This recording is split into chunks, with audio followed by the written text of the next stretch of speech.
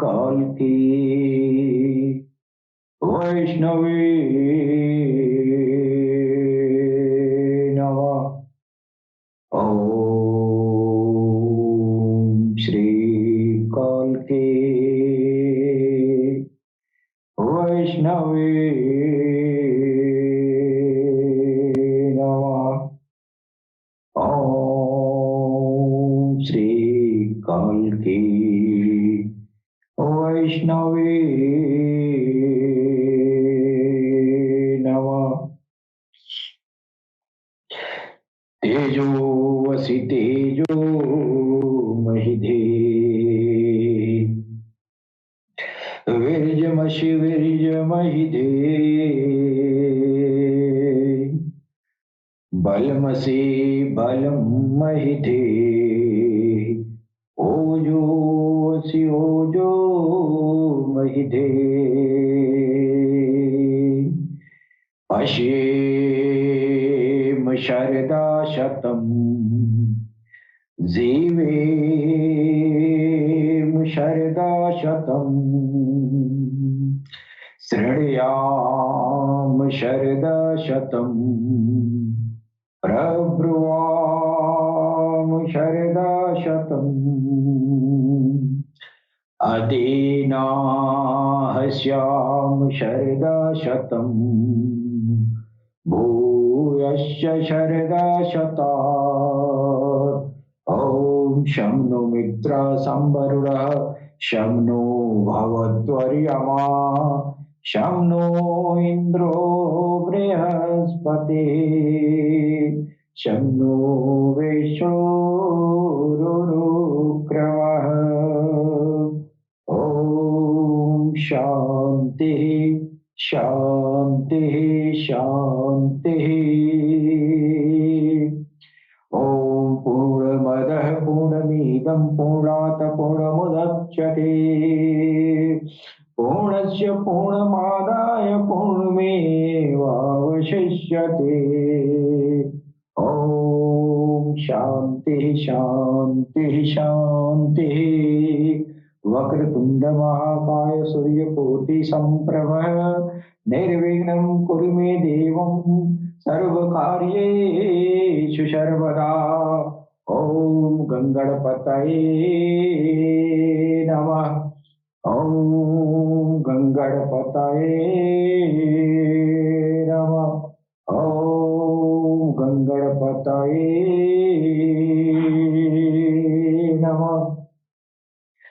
ॐ श्रीरामो रामचन्द्रस्य शाश्वतः राजीवलोचनः श्रीमान् राजेन्द्रो रघुपुङ्गवः जानकी वल्लभो जयत्रो जितामित्रो जनार्दनः विश्वामित्र प्रियो दान्तः सारण्यत्राण तत्परः बाली प्रमथनो वाग्मी सत्यवाक्य सत्यविक्रमः सत्यव्रतो व्रतफलः सदा हनुमदाश्रयः कौसल्ये हरध्वंसी विराधवध पंडितः विभीषण परित्राता दशग्रीव शिरोहरः सप्तताल प्रभेता च हरकोदण्ड खण्डनः जामदग्नय महादर्पदलनस्तातकान्तकृतः वेदांत पारो वेदात्मा भवबन्धैकभेषज दूषण त्रिशिरो अरिष्ण त्रिमूर्ति त्रिगुण अस्त्रयी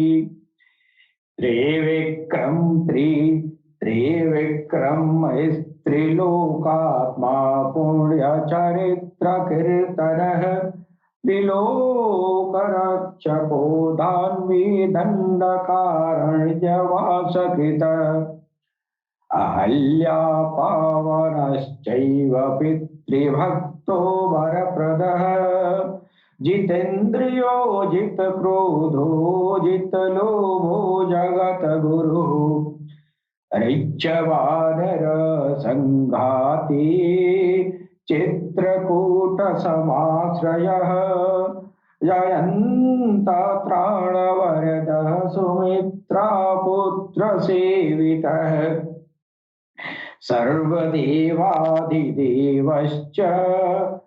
मृत्तवानर जीवन माया मारीच हन्ता च महाभागो महाभुजः सर्वदेवस्तुतः सौम्यो ब्राह्मणो मुनिसत्तमः महायोगी महोदारः सुग्रीवः स्थिरराज्यदः सर्वपुण्यादिकफलः स्मृतं सर्वाधनाशनः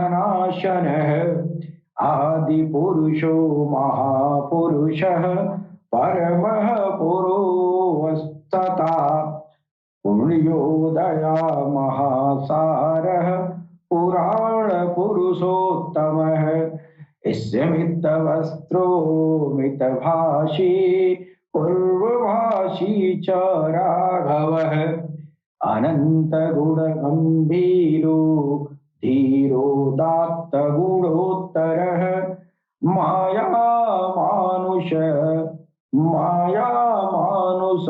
चारित्रो महादेव विपूजितः सेतुकृज्जितवारिशः सर्वतीर्थवयो हरिः श्यामाङ्गसुन्दरः शूरः पीतवाशाधनुरधरः सर्वज्ञानाधिपो यज्ञो जरामरणवर्जितः शिवलिङ्गप्रतिष्ठाता सर्वाधगणवर्जितः परमात्मा परं ब्रह्म सच्चिदानन्द विग्रह परं ज्योति परं धाम पराकाशः परात्परः परेशः परागः पारः सर्वभूतात्मकः शिवः इति श्रीरामचन्द्रस्य नामाष्टोत्तरं शतम् गुह्याद् गुह्यत्तरं देवी तव स्नेहात् प्रकीर्तितम् रामाय रामभद्राय रामचन्द्राय वेधसे रघुनाथाय नाथाय सीताय पतये नमः।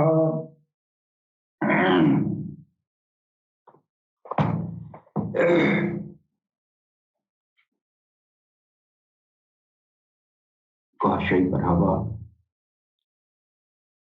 सबसे पहले हम अपने भगवान सदगुरु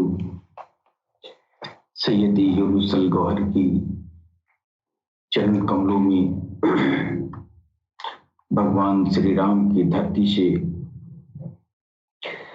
मैं कोटि कोटि नमन करता हूँ। तत्पश्चात हमारे जितने भी भाई बहन जो पूरी दुनिया में प्यार और मोहब्बत का पैगाम तो पहुंचाते हैं, उन सभी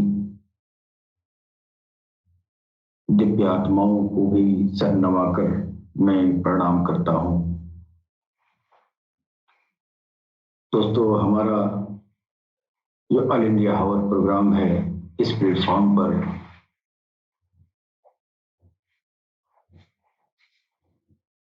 दुनिया के हर समुदाय से लोग जो है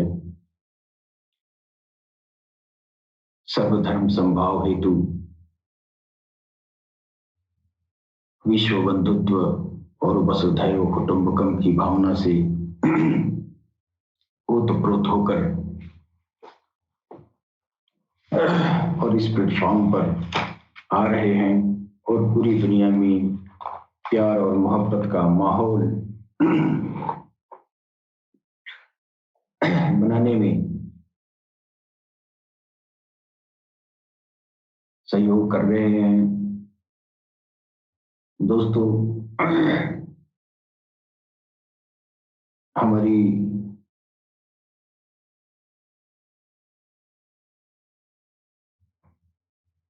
जो सनातन परंपरा है, जो सनातन की संस्कृति है,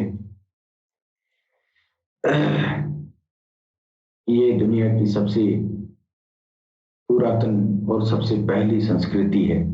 धीरे धीरे मानव सभ्यता बढ़ता गया और दीन धर्म आते गए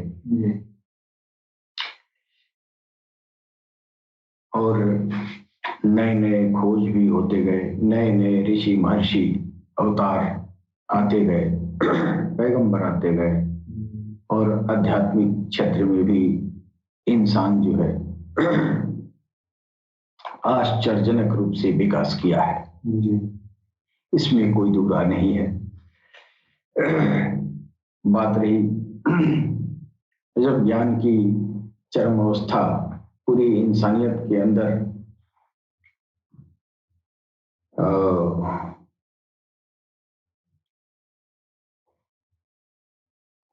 पूरे ताबोताब में है और ज्ञान जो है दोनों तरह के ज्ञान एकदम चरमोत्कर्ष पर है। और दो तरह के ज्ञान कौन है? एक आसुरी ज्ञान है जो राक्षसी ज्ञान है, जो शैतानी ज्ञान है, और एक जो है आध्यात्मिक ज्ञान है। तो आसुरी ज्ञान भी जो शैतान का जो इल्म है वो भी चरम सीमा पर है इस दुनिया में, और अध्यात्म को जो भगवान शंकर से लेके मोहम्मद रसूलुल्लाह तक जो ज्ञान आया वो भी इस समय जो है चरम उत्कर्ष पर है।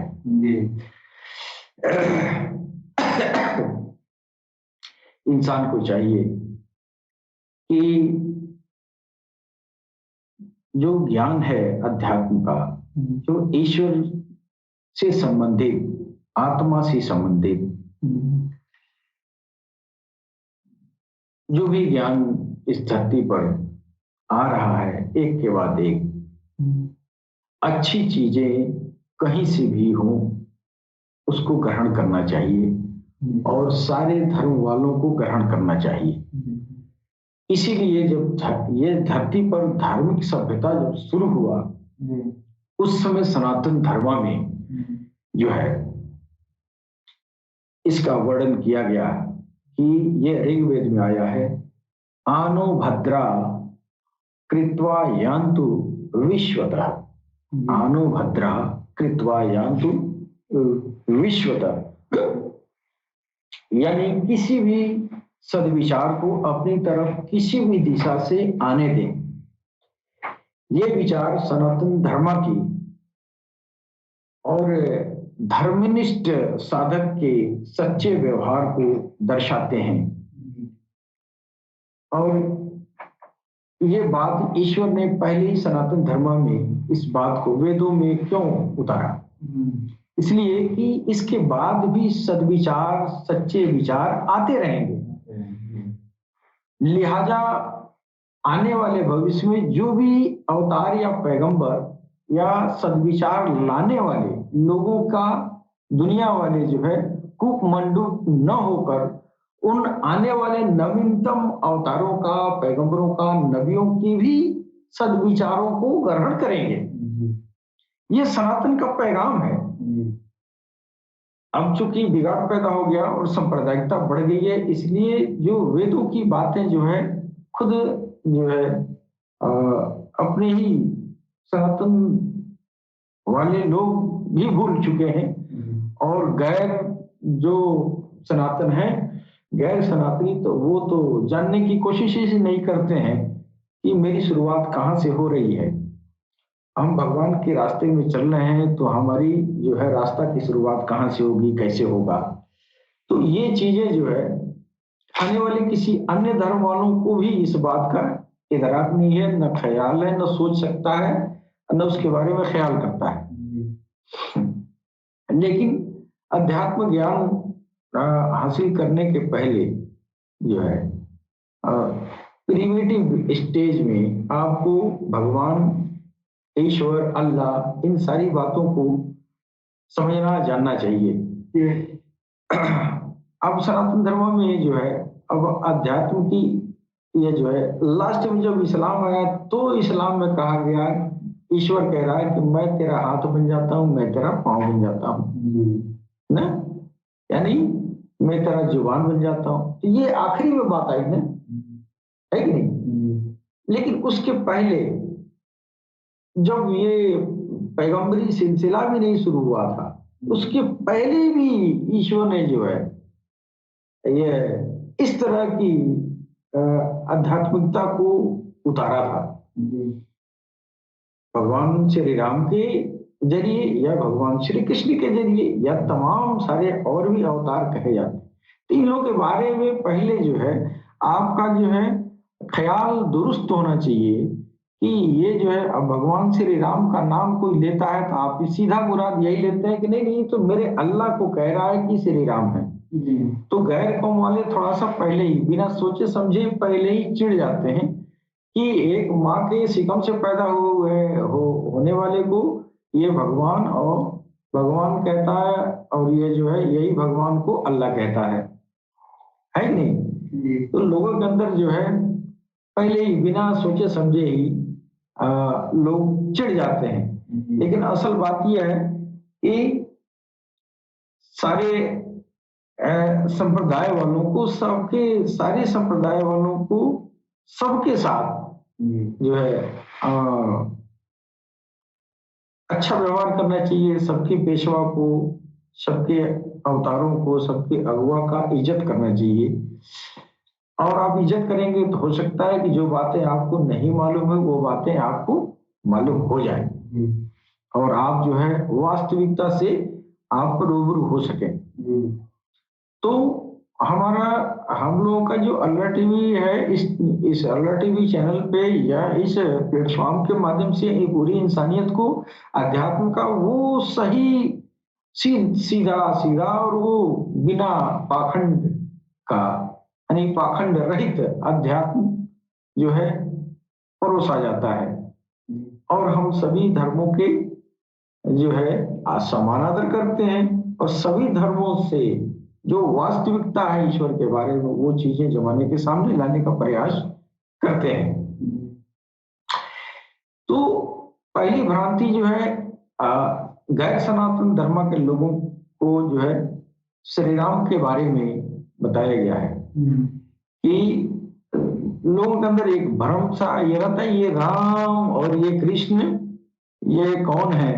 तो अमूमन सनातनी या गैर सनातनी सब यही समझते हैं कि वो मेरी तरह इंसान थे, मेरी तरह आदमी थे, फिर अपनी कहानियों से अपनी तरह जिंदगी से तुलना कर बैठते हैं। लिहाजा जो वास्तविकता है उससे पहले सीढ़ी में ही गफलत में पड़ जाते हैं, चाहे वो सनातनी हो या गैर सनातनी हो। तो राम और कृष्ण के बारे में कंसेप्ट सही करना सबसे जरूरी है। हमारे ये जो है भगवान श्री राम त्रेता युग में देवताओं के साथ जो है जो भगवान श्री राम का जो दौर था वो त्रेता दौर था, है कि नहीं? आप सोइए नहीं, सुना है तो आप सोइए उधर जाके। नहीं, श्री रामचंद्र जी त्रेता युग में आए थे और त्रेता युग में देवताओं के साथ दानव भी धरती पर रहते थे। इस्लाम में भी बताया गया है कि इंसान के आबाद होने के पहले यहाँ पर जो है जिन्नों की कौम थी, जिन्ना नहीं, और ये जो है सनातन धर्म में उसी को दानव कहा गया। दानव और जिन दोनों की एक बिरादरी है, एक ही चीज है, एक अलग वो जाति है, जैसे इंसान है एक जात, मनुष्य उसी तरह वो भी है। और उसी के तरह का एक और ईश्वर का मखलूक है जिसको देवता कहते हैं, और इसी देवता को इस्लाम में जो है फरिश्ता कहते हैं, है कि नहीं? अब इन देवताओं में और इन जिन्नों में या दानवों में भी भक्त होते थे। ऐसा नहीं कि ये जो है ये भक्त नहीं थे। दानवीय उन लोगों का जो है जाति तो दानवीय था, शैतानी था, आग से बनाए गए थे, वो मिट्टी से नहीं बनाए गए थे। ये धरती पर बहुत लाखों साल तक आबाद रहे, है ना? तो अब ये जो है हम जो कहानी पढ़ते हैं और सबूत खोजते हैं किताबों में श्री राम और श्री कृष्ण का जमाना, और अपनी तरह जो है जो हमारा गृहस्थ जीवन है इस अपने गृहस्थ जीवन से तुलना करते हैं, तो हमारा भगवान कृष्ण और श्री राम से मेरा वो अकीदा नहीं रह जाता है जो वास्तव में होना चाहिए, है कि नहीं? इसलिए कि आप इंसान समझ गए ना, है कि नहीं? आप अपनी तरह इंसान समझ लिए तो सारा आप रिसर्च में चले जाएंगे और हकीकत तक नहीं पहुंच पाएंगे। असल बात यह है कि यहाँ पर ये ईश्वर ने कई प्रकार के प्राणी वर्ग बनाए हैं। हाँ, कई प्रकार के प्राणी वर्ग है, और इंसानी शक्लो सूरत से इंसान भी कई तरह के बनाया गया। बहुत लंबे लंबे इंसान, 50 फुट के भी इंसान बनाए गए थे। हाँ, और ये जो है 3 फुट का भी, 3.5 फुट का भी इंसान। तो ईश्वर ने कई तरह का तजुर्बा किया, बड़ा से बड़ा इंसान बनाया। अच्छा, इंसान भी कई तरह का हो गए, उसी तरह देवताओं का भी एक अलग जो है एक अलग प्रजाति बनाई। उन देवताओं में भी कई तरह की प्रजातियां हैं, जैसे भेड़, गाय, बैल, भैंस में कई कई प्रजातियां हैं ना, सियार बिलार में भी कई कई प्रजातियां हैं, उसी तरह इंसानों में कई प्रजातियां हैं, और देवताओं में भी कई प्रजातियां हैं, उसी तरह असुरों में भी कई प्रजातियां हैं। शैतान, वही शैतान है, जिन्न है, लेकिन उसी को कोई जिन्न कहता है, कोई शैतान कहता है। तो ये एक दो नहीं है, जैसे इंसान भारी संख्या में वैसे ही वो शैतान भी भारी संख्या में, और उसी तरह भारी संख्या में देवता भी है, फरिश्ते भी हैं, और इतनी बड़ी संख्या है तो अनगिनत है कि नहीं? तो हम जो है सारी मखलूकों को, सारे प्राणी वर्ग को हम इंसाने समझ लें तो फिर जो है असलियत तक नहीं पहुंच पाएंगे, है कि नहीं? ये बात हम काफी दिन के बाद इस बात को हम समझे। सरकार गौहर ने फरमाया था कि जब अल्लाह ने, ईश्वर ने कहा कुन तो हो गया, तो सामने भी रूहें बन गई, दाहिने और बाएं भी बन गई, है ना? और उन रूहों में जो है, उन आत्माओं में कई तरह के आत्मा थे ना, वो देव, दानव, दैत्य और क्या क्या जो है बहुत सारी आत्माएं बन गई थी। तो उसमें जो है प्राणी वर्ग जो होते हैं, मैं बता रहा हूं वो जो है, हाँ, तो वो जो है रावण भी उसी में से था। हाँ, अरे उसी वो जिन्नादी कौम थी, है कि नहीं? और यह बात आज की नहीं है, इसलिए सबूत नहीं मिलते हैं, लाखों साल हो गए। तो कोई कहता है था, कोई कहता है नहीं था, कोई सबूत खोजता है, कोई किताबों में ढूंढता है, कोई कहीं ढूंढता है। बात तो इतनी पुरानी है, बात इतनी पुरानी है, और वो इंसान से अलग तरह के प्राणी वर्ग की बात है जो इंसान अपनी तरह समझता रहा है कि नहीं? तो वो जो है, इसीलिए हम वास्तविकता तक नहीं पहुंच पाते हैं, और जो है पेशवाओं पर और अवतारों पर और ऋषियों पर आदमी जो है बेवजह उंगली उठाता रहता है। तो रावण भी उसी कौम से था, वो आसुरी और वो दानवीय प्रवृत्ति के जो प्राणी वर्ग थे उसी में से वो था, है नहीं? और फिर बाद में जो है, अब ये लोगों ने जो है स्वार्थपरता के वशीभूत होके तमाम तरह की किताबें लिख पढ़ के और लोगों को दिग्भ्रमित करके आपस में बच्चों से की लड़ाई लोग करते रहे, धरते रहे। तो इससे जो एक सच्चे आध्यात्मिक पुरुष को इससे मतलब नहीं है कि कितना बिगाड़ पैदा किया और किस तरह का बिगाड़ पैदा किया। अगर उसके ऊपर जाए तब तो राजनीतिक बात हो जाएगी। लेकिन एक आध्यात्मिक पुरुष बिगाड़ में से, चाहे मौलवी किया हो चाहे पंडित किया हो, उस बिगाड़ किए हुए बिगाड़ पर एक जो है एक आध्यात्मिक पुरुष उस पर काम नहीं धरेगा। उसको तो सच्चाई चाहिए ना। तो हमारे प्लेटफॉर्म से सिर्फ आध्यात्मिक बात होती है। हमको किसी जाति धर्म के किसी किताब कॉपी से लेना देना नहीं है, न किसी के बनाओ बिगाड़ से मतलब है कि नहीं। जो कुछ भी बिगाड़ दिया हम उसको नहीं मानेंगे। हम जो हकीकत अपने सर्वे में मैंने पाया है उसको हम मानेंगे। बड़े बड़े विद्वान भी जो तर्क दिए हैं उनकी बातों को भी सुनना जरूर सुनना चाहिए, है कि नहीं। एक हमारे वहाँ एक विद्वान हुए डॉक्टर वेद प्रकाश उपाध्याय, ये पहचान के ये जो है मोहताज नहीं है, सारी दुनिया जानती इनकी विद्वता का लोहा जो है, सारी दुनिया मानी इस दौर में। डॉक्टर वेद प्रकाश उपाध्याय ने कई किताबें लिखी हैं, उनमें से एक लिखा है वेद और पुराणों के आधार पर धार्मिक एकता की ज्योति। इस पुस्तक में इसके प्रस्तावना में आपने लिखा है कि श्री राम और श्री कृष्ण यह मनुष्य नहीं थे। हाँ, यह हमारे आप की तरह नहीं थे। और यही तो भूल हुआ है कि हम राम और कृष्ण को अपनी तरह समझ लिए और दीन में बिगाड़ पैदा होता गया। तर्क बढ़ते गए, कुतर्क होते गए और कुतर्क से कुतर्क का जवाब देता गया आदमी। नतीजन जो है सनातन धर्म का चलीपा निकल गया, है कि नहीं।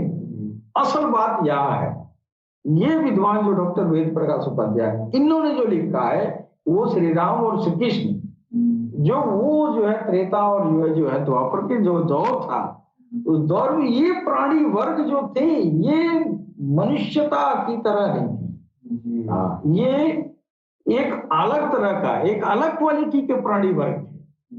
हाँ, और उसी दौर में उसके पहले यहाँ जिन्नों का जो दौर था वो भी एक अलग तरह का प्राणी वर्ग है ना, है कि नहीं। तो अब लोग कहते हैं कि श्री राम और श्री कृष्ण की अलौकिकता के बारे में कोई जिक्र चर्चा करता है तो क्या करता है, लोग कहते हैं ये प्रमाण दो, मेरी तरह खाते थे, पीते थे, चलते थे।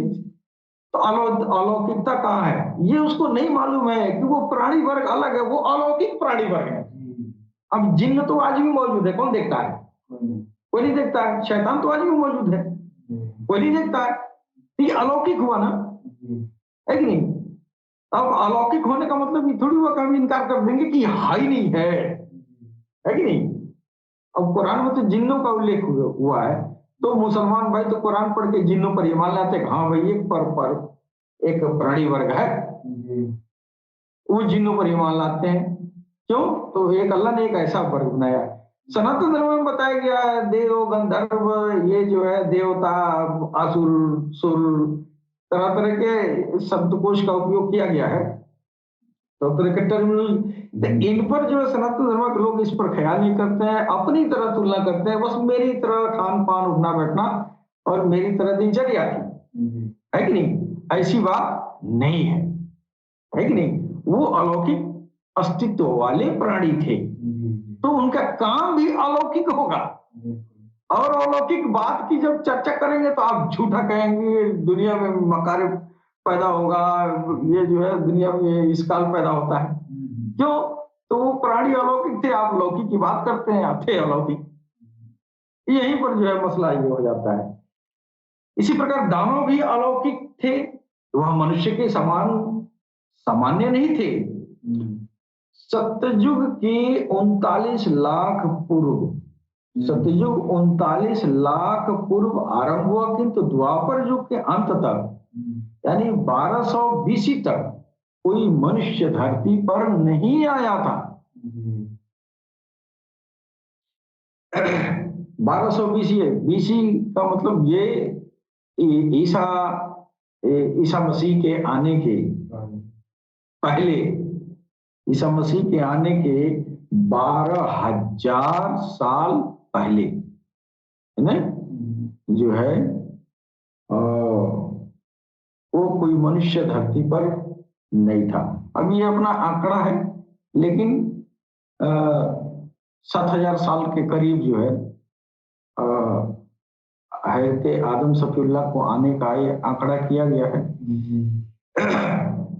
तो चूंकि इतनी पुरानी बात है कि आदमी एग्जैक्ट उसकी गणना नहीं किए थे, कि अनुमान लगाया जा सकता है। तो डॉक्टर वेद प्रकाश जी ने लिखा है कि 12,000 बीसी तक जो है कोई इंसान नहीं था। उसके पहले वो अलग तरह के प्राणी वर्ग थे, जिनको देवता या दानव या जिन्न या फरिश्ता या गंधर्व या और भी बहुत सारे प्राणी वर्ग हैं, वो आबाद थे, है कि नहीं? सारे दानव दुष्ट स्वभाव के न थे, उसमें सज्जन भी थे और ऋषि भी थे। डॉक्टर वेद प्रकाश उपाध्याय ने वेदों और पुराणों के आधार पर इस पुस्तक में लिखते हैं कि जब ऋषियों को पता चला कि धरती पर मनुष्य राज करेंगे, तो वो पहाड़ों में चले गए। और वह जो है ये जो है भविष्य पुराण में आया है, आर्या देशः छिड़वंतो मिलक्षवंशा बलान्विता भविष्यन्ति विरुगसृष्ट तस्माच्च तुहिनाचलम गत्वा विष्णुं समाराध्य गमिष्यामो हरे पदम इति श्रुत्वा द्विजा सर्वे नैमिषारण्यवासिनः अष्टाशीति सहस्राणि गतास्ते तुहिनाचलम। यानी यह ऋषि कौन थे? यदि यह देवता होते तो देवता तो स्वर्ग की ओर जाते हैं, पहाड़ों की ओर क्यों चले जाएंगे? यह दानव ऋषि थे जो पहाड़ों में चले गए। इसी प्रकार डॉक्टर साहब ने लिखा है कि देवताओं और दानवों में युद्ध हुआ, अंत में देवता विजयी रहे और उन्होंने दानवों को धरती से निकाल दिया। वही दानव जो जिन्न थे, है ना? जिन्नों को ये जो है पवित्र कुरान में दानवों को जिन्न कहा गया है, और धार्मिक ग्रंथों में यह भी लिखा है कि फरिश्तों ने जिन्नों को पराजित किया और जंगल और पहाड़ों की ओर खदेड़ दिया। अजाजिल नाम का एक ऐसा ऋषि, एक ऐसा दानव ऋषि था। ऋषियों दानवों में भी ऋषि होते थे। उसने इतनी अधिक ईश्वर की प्रार्थना की, इतनी तपस्या की, ईश्वर ने उसे फरिश्तों के साथ स्वर्ग में रहने की अनुमति दे दिया। दानवों को धरती से भागने के बाद ईश्वर ने मानव जाति को धरती पर बसाने का निर्णय लिया। जब ईश्वर पैगंबर आदम का शरीर मिट्टी से निर्माण हो रहा था, तब यह अजाजिल दानव ऋषि वहां उपस्थित था। जब ईश्वर पहले मानव स्वयंभू मनु, उसी आदम सफीउल्लाह को स्वयंभू मनु कहा गया, यानी स्वतः ऐसा आदमी जो स्वतः पैदा हुआ। अब जमीन पर उतारा गया स्वर्ग से बना के, तो यहाँ के लोगों ने सनातन धर्म में तो स्वयंभू कहा गया, यानी स्वयं उत्पन्न होने वाला। तो स्वयंभू मनु का जो निर्माण स्वर्ग में हो रहा था, तो फरिश्तों ने कहा कि जब मैं अपनी रूह से आदम में रूह फूंकूं और जब वो जीवित हो जाए, तो तुम उन सबका आदर पूर्वक जो है प्रणाम करना, सजदा करना, सर झुका देना। तो जब आदम जीवित हुए तो सबने आदर पूर्वक प्रणाम किया, किंतु अजाजिल ने नहीं किया। यानी वो दानव ऋषि जो था, जिसको ईश्वर ने जो है खुश होकर, इतना ईश्वर का जो है भक्ति किया था कि खुश होके देवताओं का हेड ऑफ डिपार्टमेंट बना दिया। दानव आग से बनते हैं और इंसान मिट्टी से बनता है। इस कारण उनमें अहंकार, क्रोध, ईर्ष्या, द्वेष अधिक होता है। ईश्वर ने जब अजाजिल से पूछा कि तूने आदम को सजदा क्यों नहीं किया, तो उसने कहा कि मैं आग से बना हूं, आदम मिट्टी से बने, मैं इनसे श्रेष्ठ हूं, तो मैं उनका आदर क्यों करूं? ईश्वर को अजाजिल का अहंकार और घमंड अच्छा नहीं लगा और उसे स्वर्ग से निकल जाने के लिए आदेश दिया। इस पर अजाजिल और विद्रोह पर उतर गया और इस पर उसने ईश्वर को चुनौती दी कि जिस मानव के कारण तू मुझे स्वर्ग से निकाल रहा है, यदि तू मुझे प्रलय तक मृत्यु न दे, तो मैं कुछ को छोड़कर सारी मानव जाति को अगवा कर लूंगा, सत्य से हटा दूंगा। है कि नहीं? ये कहानी सारी दुनिया जानती है, लेकिन इसके आगे बढ़ना नहीं चाहती है ना? और आज के डेट में सारे हिंदू, मुसलमान, सिख, ईसाई को वो अजाजील जो था वो दानव ऋषि जो स्वयंभू मनु से नाराज हुआ था, वो जो कौल जो वादा किया था भगवान से कि हम कुछ को छोड़ के सबको अगवा कर लेंगे, कर ही लिया है कि नहीं? कर लिया है। ख्वाह वो पंडित जी हो, चाहे पादरी हो, चाहे मौलवी साहब हो, है कि नहीं? यही तो भगवान के रास्ते में चलाने वाले अगुआ हैं। इन्हीं लोगों को अगवा करके और आपस में फंसा के लड़ा रहा है ना। कहा कि कुछ को छोड़ के, तो कुछ को छोड़ के किसको छोड़ के? जो इनके चक्कर में न पड़ के, है कि नहीं, सिर्फ ईश्वर की बंदगी में लगा है, उसके ऊपर हाथ नहीं डाल पाएगा, है कि नहीं?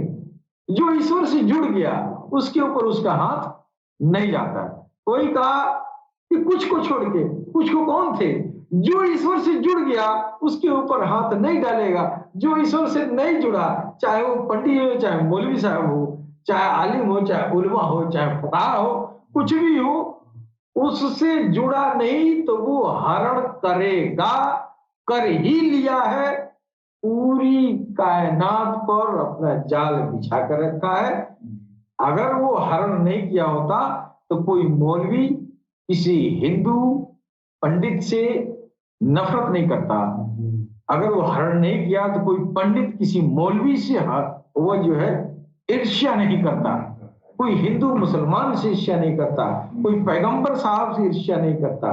पैगंबर साहब से ईर्ष्या इसलिए कर रहा है कि वो अजाजील, वो दानव ऋषि जिसने वादा किया था, वो सारे हिंदू सनातन कौम को जो है वो हरण कर लिया है।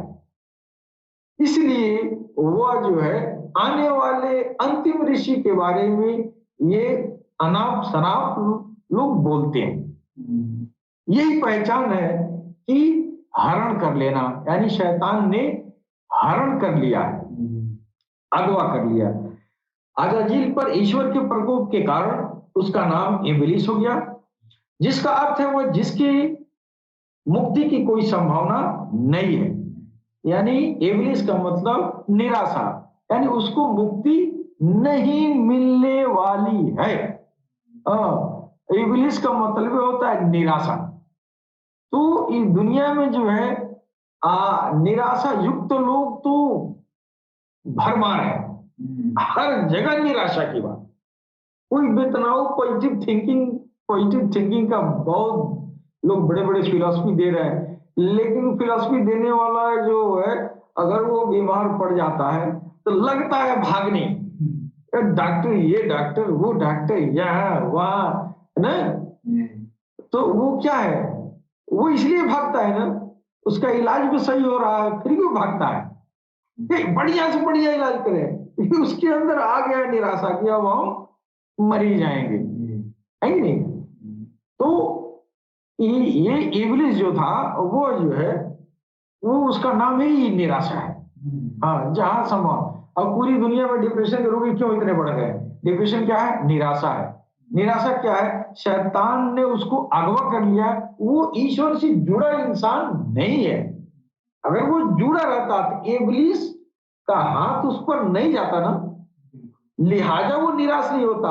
अगर वो निराश है तो उसके ऊपर इब्लिस का आधिपत्य है, इसलिए वो डिप्रेशन में है। डिप्रेशन मतलब क्या होता है? निराशा। आपके अंदर कहीं सफलता की कोई आशा नहीं है कि नहीं। इसलिए जो है वो उसी से ये इब्लिस का प्रकोप है, प्रभाव है समाज के ऊपर, समझ गए। इसका काम है मानव जात को सत्य मार्ग से हटाता है। इस कारण उसे शैतान कहते हैं। उसका नाम नहीं है तो उसका नाम नहीं है, उसे दी गई उपाधि, ये टाइटल है क्या? इब्लिस। तो यह ऋषि दानव अजाजील है जो आज मानव जात के सबसे बड़ा शत्रु है, और उसका प्रयास है कि सारी मानव जाति को सत्य मार्ग से हटाकर, सबको हटाकर रख दे। पवित्र कुरान की वह आयत जिसमें इब्लिस को जिन कहकर संबोधित किया गया वो जो है ऐसे है कि याद करो जब हमने फरिश्तों से कहा कि आदम को सजदा करो तो उन्होंने सजदा किया, मगर इब्लीस ने नहीं किया। वह जिन्नों में से था, इसलिए अपने रब के आदेश का उल्लंघन किया। ऐ मानव जाति, ईश्वर कह रहा है कि ऐ मानव जाति, अब क्या तुम मुझे छोड़कर उसको और उसकी संतति को अपना संरक्षक बनाते हो? हालांकि वे तुम्हारा शत्रु है। बड़ा ही बुरा विकल्प है जिसे जालिम लोग अपना रहे हैं। ये जो है पवित्र कुरान में आया है, अल कहफ में, आयत नंबर 50 है। इसी बात को भगवत गीता में इनके बारे में इसके बारे में वही बात कही गई है।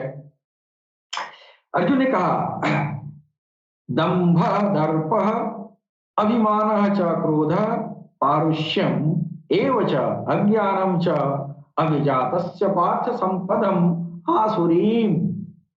यानी ईश्वर ने कहा, अब वो यहाँ जो है भगवान कृष्ण के मुख से वो ईश्वर बोल रहा है कि नहीं? हे अर्जुन, निसंदेह यह गुण शैतान के प्रभाव से उत्पन्न होते हैं। धोखा देना, छल करना, अहंकार का होना, घमंड का होना, क्रोध का होना, कठोरता का होना और ज्ञान और विवेक का न होना, यह जो है इब्लीस के तरफ से है कि नहीं? नमाम नमाम दुष्कृतिनः मोहा प्रपद्यन्ते नर अधमा मायाया अपहृता ज्ञाना आसुरम भावम आश्रिता। इस दिव्य ज्ञान पर आधारित परीक्षा से पार करने वाले, दिव्य ज्ञान को असुर यानी शैतान राक्षस स्वभाव अपनाने वाले से असुर शैतान ने अपहरण कर लिया, कारण कि वह मूर्ख दुष्कर्म करने वाले, नरक में गिरने वाले यह मनुष्य मेरी शरण नहीं लेते हैं, मेरी प्रार्थना नहीं करते हैं। निसंदेह ईश्वर को मनुष्य के समान शरीर वाला समझना राक्षसी सोच या दृष्टिकोण है। यह जो है भगवान कृष्ण कह रहे हैं। मोह आशा मोह कर्माणः मोह ज्ञाना विचेतसः राक्षसीम आसुरीम च एव प्रकृतिम मोहिनीम श्रिता। निसंदेह ईश्वर को मनुष्य के समान शरीर वाला समझना राक्षसी सोच का यह जो है दृष्टिकोण है, और इस भ्रम के कारण लोगों में आसुरी शक्तियों की शरण जो है ली है। इसी वजह से जो है आसुरी शक्तियां भी दुनिया में बहुत व्याप्त हैं, और ये भ्रम जिसके अंदर है कि वह जो है मनुष्य के समान शरीर वाला ईश्वर को समझ लेने की वजह से इंसान ये जो है शैतान लोगों को गफलत में डालता रहा है। और इसकी वजह से आसुरिक शक्तियों की शरण ले ली है। वो उसको जो है ईश्वर की पराकाष्ठा को समझ नहीं पाया, जिसकी वजह से मृत्यु के बाद जो जीवन है उस जीवन में सफलता की कोई गुंजाइश नहीं, कोई आशा नहीं है। उसकी उनके रब सत्कर्म, उनके सब सत्कर्म नष्ट हो जाते हैं और उनका ज्ञान भी व्यर्थ हो जाता है। बहुत सारी बातें जो है लिखी गई हैं। यह मूर्ख लोग असुरों के वंश में हर मृत्यु के बाद जीवित पाते हैं और नरक में सबसे निचले भाग तक चले जाते हैं। इस तरह का निसंदेह हे कुंती पुत्र अर्जुन, यह मुझे कभी प्राप्त नहीं कर पाते हैं। तो ये जो है भगवान कृष्ण ने भी यह बात कही है कि ईश्वर को जो है इंसान मनुष्य की सकल सूरत अगर आप बना देंगे तो इससे आसुरी शक्तियों का जो है एक मौका मिल जाता है, और वो आसुरी शक्तियां क्या करती हैं, इंसान को अपने कब्जे में ले लेती हैं। अब आपका जो अध्यात्म ज्ञान है, इस ज्ञान में क्या है कि जब आप ज्ञान ग्रहण करने चलते हैं तो आपको इन बातों का ज्ञान होना जरूरी है कि इंसान के अलावा और भी प्राणी वर्ग इस जमाने में इस धरती पर मौजूद हैं।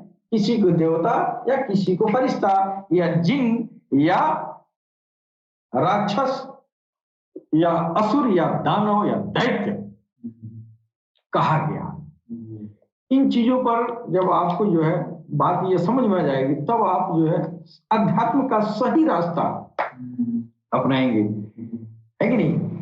अब भगवान कृष्ण ने भी ये जो है खुद जो है फरमाया है कि आप जो है ईश्वर को जो है आप मनुष्य का आप जो है समझ रहे हैं कि मनुष्य की सूरत शकल में है, तो फिर आप जो है शैतान के हवे में है, वश में है। शैतान आपके ऊपर काबिज है और कभी भी आपको धोखा में डालेगा। कहीं भी आपको जो है किसी भी शैतानी शक्तियों के पुजारी के कदमों में गिरा देगा ले आगे। तो सही अध्यात्म का अध्ययन करने के इन बेसिक चीजों को जानकारी देना जरूरी है। अब आप इन्हें जो है एक विशेष तरह के प्राणी वर्ग जो भगवान श्री राम और श्री कृष्ण जो गुजरे हैं, इनके बाद ये लोग तो जो है ये अलौकिक प्राणी थे और अलौकिक ज्ञान को भी उन लोगों ने जो है फैलाया, लेकिन उस समय यह ज्ञान सिस्टमेटिक तौर पे नहीं था, इसलिए कि उनमें और मेरे में अंतर है। हम एक साधारण मनुष्य हैं और एक वो अलौकिक प्रजाति है, लिहाजा जो उनकी जो स्पिरिचुअलिटी है कि नहीं, वो इस मानव प्रजाति के ऊपर एडॉप्ट नहीं हो पाता, है कि नहीं हो पाएगा।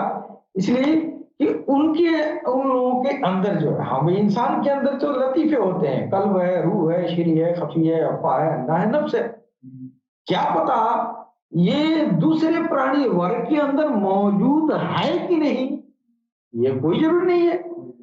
क्या पता श्री राम और श्री कृष्ण आए थे और ये जो है वो हमसे जो है अलग एक तरह के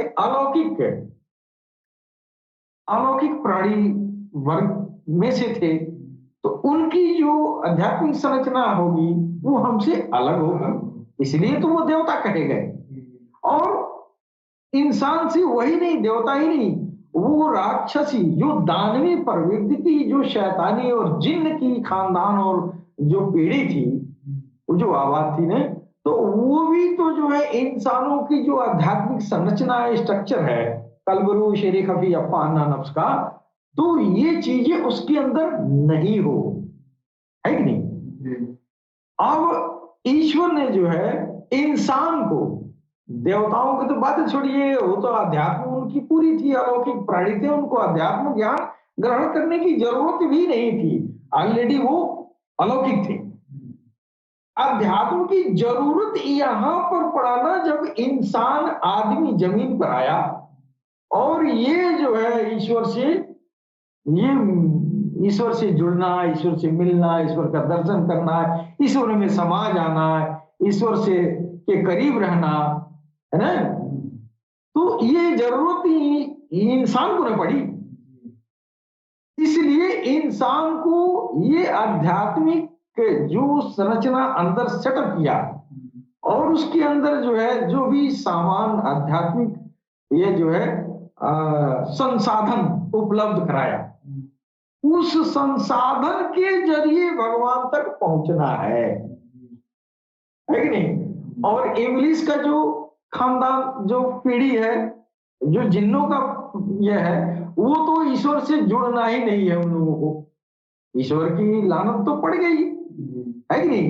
उनको आग से बनाया, वो इंसान से जल भून गए, तो उनको ईश्वर की तरफ जाना नहीं है, तो उनको अध्यात्म की जरूरत नहीं है कि नहीं? और ये राम और कृष्ण जैसे लोग जो है जो थे ऋषि मुनि उस दौर में, तो ये लोगों का स्पिरिचुअलिटी या इंसानियत के स्पिरिचुअलिटी से अलग थी, क्योंकि ऑलरेडी अलौकिक थे। हमको अलौकिक बनना है, वो अलौकिक ऑलरेडी बने थे, क्योंकि अलग तरह के प्राणी बने, इंसान को बनना है कि नहीं? तो इस प्रयोजन से ईश्वर ने आदम को जन्नत में, स्वर्ग में बनाया और ये आध्यात्मिक संसाधन कल्वरू शेरी कपी यप्पा अन्ना नफ्स, जिसके जरिए इंसान जो है रब तक पहुंचेगा, ईश्वर तक पहुंचेगा, ये सारा सामान रख के भेजा, है कि नहीं? अब इंसान को अध्यात्म ज्ञान हासिल करना है, श्री राम को और श्री कृष्ण को अध्यात्म ज्ञान हासिल नहीं करना है। क्यों? कि वो अलग प्राणी वर्ग हैं और वो विशेष प्राणी वर्ग है। वो मेरी तरह दिखाई दे सकते हैं लेकिन मेरी तरह जीन नहीं है।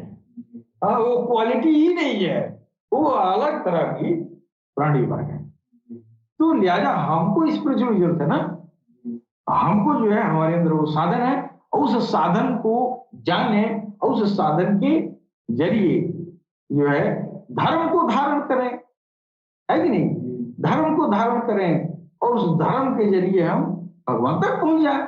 तो पहला आदम पहला जो है वो इंसान, वो स्वर्ग में ईश्वर ने नमूना बना के भेजा कि ये जाएंगे इस धरती पर और ये जो है इनके अंदर ये सामान रख रहे हैं, इस सामान के जरिए ये जो है ईमान ले आएंगे, जागृत करेंगे, जागृत करके मेरे पास आएंगे, है कि नहीं? तो इंसान, पहला इंसान आदम यानी स्वयंभू मनु यानी देवादिदेव महादेव भगवान शंकर को जमीन पर उतारा गया और वो पहला इल्म, पहला ज्ञान, अध्यात्म का पहला स्टेप यह था कि ईश्वर का नाम अपने दिल में दाखिल करो, है कि नहीं? दाखिल करो और इस नाम के जरिए ज्योति बनाओ। इस ज्योति के जरिए तुम अपनी अंदर संसाधन जो रखे गए हैं उन संसाधन का उपयोग करो, फिर उस उपयोग के जरिए तुम आगे बढ़ोगे, है कि नहीं? तो पहला स्टेप भगवान के नाम का अंदर आना। जब अंदर आ गया फिर आप ईमान वाले हो, यानी आप ईमान पर आ गए। ये ईमान पर आने का मतलब क्या हुआ? अब आप भगवान से एग्रीमेंट हो चुका, अब एग्रीमेंटेड आप भक्त हैं। उसी को मुसलमान धर्म में मोमिन कहा गया है ना। तो मोमिन का मतलब ईश्वर का नाम अंदर आना। जब ईश्वर का नाम अंदर आया तो मोमिन हुआ ना, तो मुसलमान मोमिन हो गया। और हिंदू के अंदर भगवान का नाम है तो क्या होगा? वही मोमिन भक्त कहलाता है, एग्रीमेंटेड भक्त है कि नहीं? तो ईमान के जरिए अब आपको इंसान से भगवान तक पहुंचना है, इंसान से भगवान बनना है कि नहीं? अब ये भगवान बनने का मतलब ये नहीं कि आप भी मखलूक बनाना शुरू कर देंगे। भगवान का मतलब एक सीमा वो दिया है कि तुम मेरे अंदर यहां तक आ सकते हो। जैसे कहा मैं तेरा जुबान बन जाऊंगा, मैं तेरा आंख बन जाऊंगा, तेरा हाथ पैर बन जाऊंगा, है कि नहीं? तो ये भगवान बन गया हो तो भगवान हो गया ना। अरे तेरा आंख, तेरा जुबान भगवान के जुबान तो भगवान है। तो इस इंसान को वहां तक पहुंचना है, भगवान तक पहुंचना है कि नहीं? तो उसके लिए स्टेपेज है, पहले आपको ईमान ले आना है कि नहीं? और ईमान ले आना है तो ईमान ले आने का मतलब पहला स्टेप भगवान का नाम का अंदर आना है। जो संसाधन आपके अंदर है, कल्ब है, रूह है, श्री है, खफी है, अफा है, ना है, तो ये सब चीजें संसाधन है। एक प्राणी वर्ग ये भी है, ये आसमान से आए हुए हैं, ये आत्माएं हैं। इन आत्माओं के जरिए आप भगवान की तरफ बढ़ेंगे।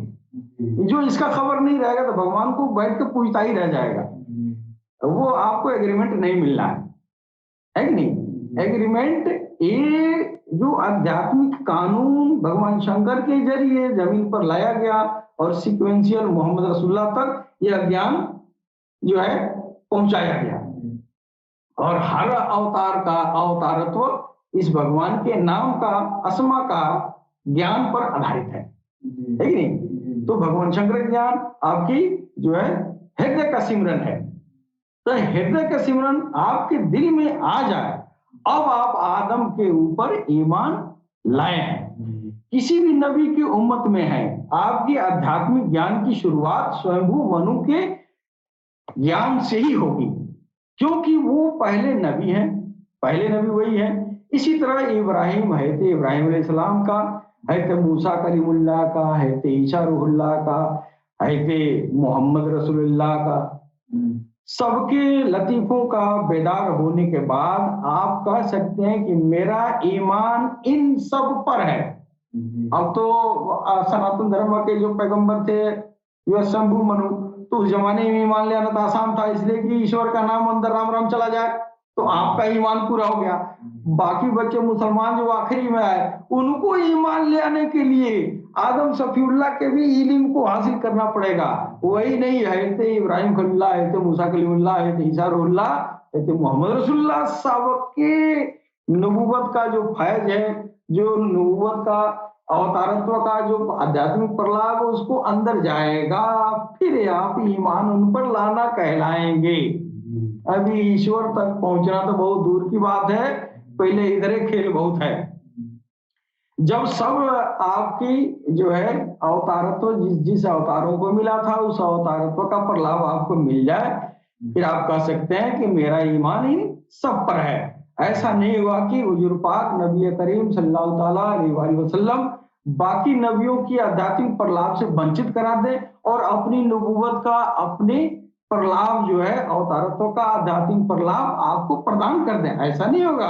आपको स्वयंभू मनु के आध्यात्मिक प्रलाप को लेने के बाद तब आपका जो है मोहम्मद रसूलुल्लाह का जो नबूवत का फैज है वो मिलना है।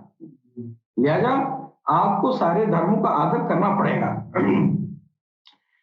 आप मौलवी साहब के पास जाएंगे तो आपको कलमा ही पढ़ाएंगे जो मोहम्मद रसूलुल्लाह तक पहुंच गया। सबसे पहले तो वो आदम सफीउल्लाह यानी शंभू मनु की अवतारत्व का प्रलाप देंगे, फिर इब्राहिम ईसा मूसा का प्रलाप देंगे, फिर मोहम्मद रसूलुल्लाह अपने लतीफा इफ़ा की तालीम देंगे। तो जो ये शब्द ईमान है उसके माने मतलब वो प्रैक्टिकल थे जिन्होंने अपनी लफाजी में बदल दिया। ये जो है अब ईमान का मतलब जो है ये दूसरा अर्थ लगा लिए। ईमान का अर्थ वो रब का नाम अंदाजा।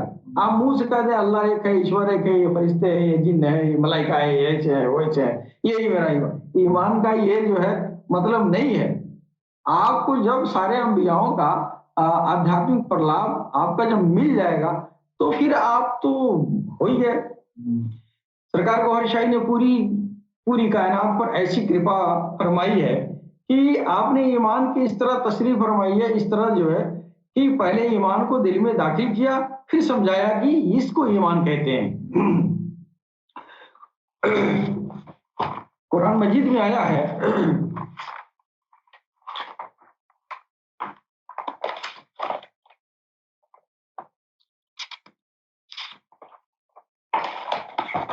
अब यहाँ समझने की जरूरत है कि जो आसमानी आत्माएं हैं उनका काम क्या है। उनके लिए हुक्म हुआ खलक़तुल जिन्ना वल इंसा इल्ला लिआबुदून, यानी हमने इनको पैदा किया है कि ये हमारे बंदगी में आए, हमारी बंदगी करें।